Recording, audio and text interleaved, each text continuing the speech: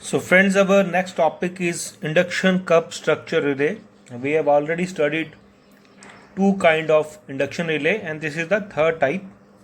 So this also works on the principle of induction and it works like an induction motor itself.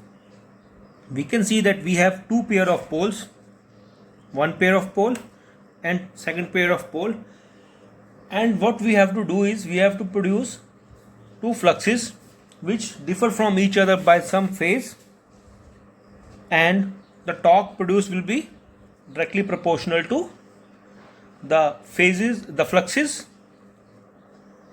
and the sign of the phase difference. So first of all we will discuss about the construction part. Here we have electromagnet and we have made four poles, and we have from that four poles we have made two pairs.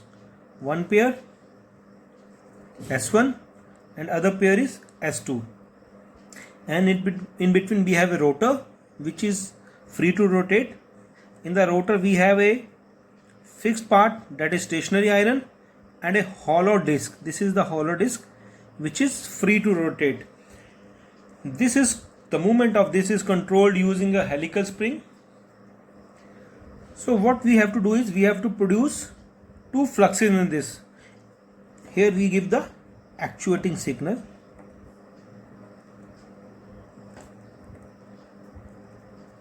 What we have to do is, in the book it is not very clearly written. What we have to do is we have to connect a resistor in series with the one coil and a inductor in series with the other coil. So we have to create a phase difference by doing this, and we will connect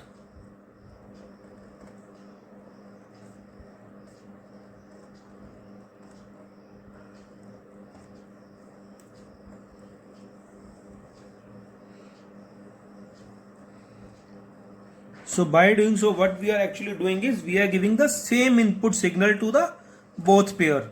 One is connected with a resistor in series and other one is connected with a inductor in series, and by doing so we are creating a phase difference in the fluxes. Say the flux in the both pair will be, say in the pair S1 it is flux is phi 1, and pair of pole S2 it is phi 2. Again, as we know, the torque is directly proportional to phi 1 phi 2 into sine of angle between the fluxes, which we can adjust by any value of inductance. So flux is again proportional to current, so torque will be directly proportional to I square sine phi. So what we see is it works like an induction motor only.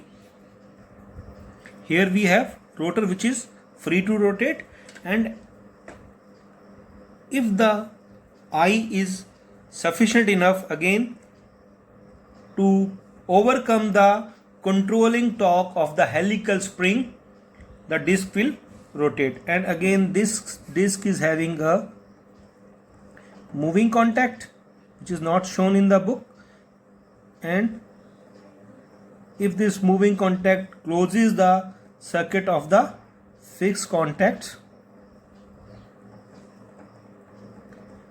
this is fixed contacts give signal to the breaker, and once the disc rotate, fixed contact closes the circuit for the moving contact closes the circuit for the fixed contact, and the breaker will operate and this will trip the circuit.